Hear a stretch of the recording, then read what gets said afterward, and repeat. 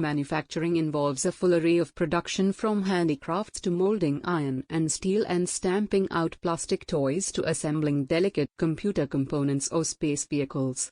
In each of these processes, the common characteristics are the application of power, mass production of identical products and specialized labor in factory settings for the production of standardized commodities.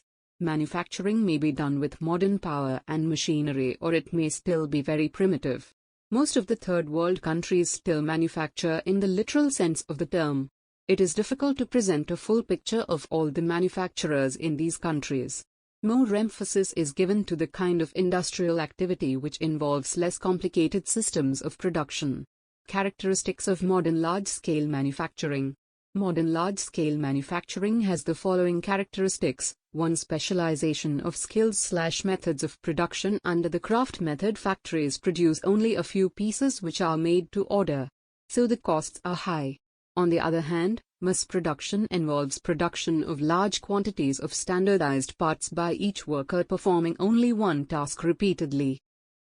2. Mechanization. Mechanization refers to using gadgets which accomplish tasks. Automation, without aid of human thinking during the manufacturing process, is the advanced stage of mechanization.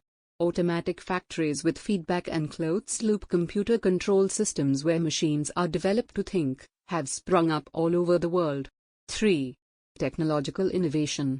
Technological innovations through research and development strategy are an important aspect of modern manufacturing for quality control, eliminating waste and inefficiency, and combating pollution. 4. Organizational structure and stratification. Modern manufacturing is characterized by 1. A complex machine technology, 2. Extreme specialization and division of labor for producing more goods with less effort and low costs, 3. Vast capital, 4. Large organizations, v. Executive bureaucracy. 5. Uneven geographic distribution. Major concentrations of modern manufacturing have flourished in a few numbers of places. These cover less than 10% of the world's land area. These nations have become the centers of economic and political power. However, in terms of the total area covered, manufacturing sites are much less conspicuous and concentrated on much smaller areas than that of agriculture due to greater intensity of processes. For example, 2.5 square kilometers of the American Corn Belt usually includes about 4 large farms employing about 10 to 20 workers supporting 50 to 100 persons. But this same area could contain several large integrated factories and employ thousands of workers. 6. Access to market. The existence of a market for manufactured goods is the most important factor in the location of industries. Market means people who have a demand for these goods and also have the purchasing power, ability to purchase, to be able to purchase from the sellers at a place. Remote areas inhabited by a few people offer small markets. The developed regions of Europe, North America, Japan and Australia provide large global markets as the purchasing power of the people is very high. The densely populated regions of South and Southeast Asia also provide large markets. Some industries, such as aircraft manufacturing, have a global market. The arms industry also has global markets. 7.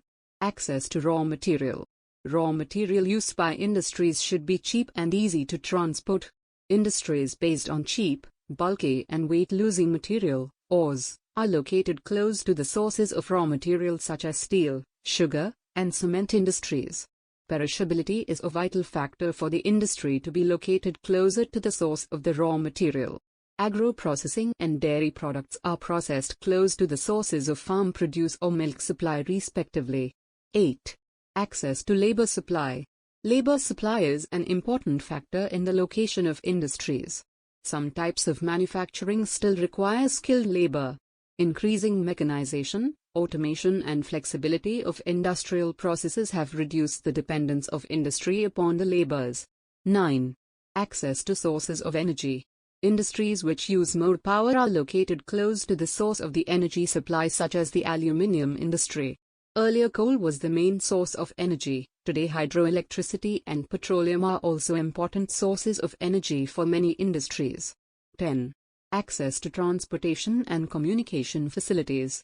Speedy and efficient transport facilities to carry raw materials to the factory and to move finished goods to the market are essential for the development of industries. The cost of transport plays an important role in the location of industrial units. Western Europe and Eastern North America have a highly developed transport system which has always induced the concentration of industries in these areas. Modern industry is inseparably tied to transportation systems. Improvements in transportation led to integrated economic development and regional specialization of manufacturing. Communication is also an important need for industries for the exchange and management of information. 11. Government policy. Governments adopt regional policies to promote balanced economic development and hence set up industries in particular areas. 12. Access to agglomeration economies/links between industries. Many industries benefit from nearness to a leader industry and other industries. These benefits are termed as agglomeration economies. Savings are derived from the linkages which exist between different industries. These factors operate together to determine industrial location.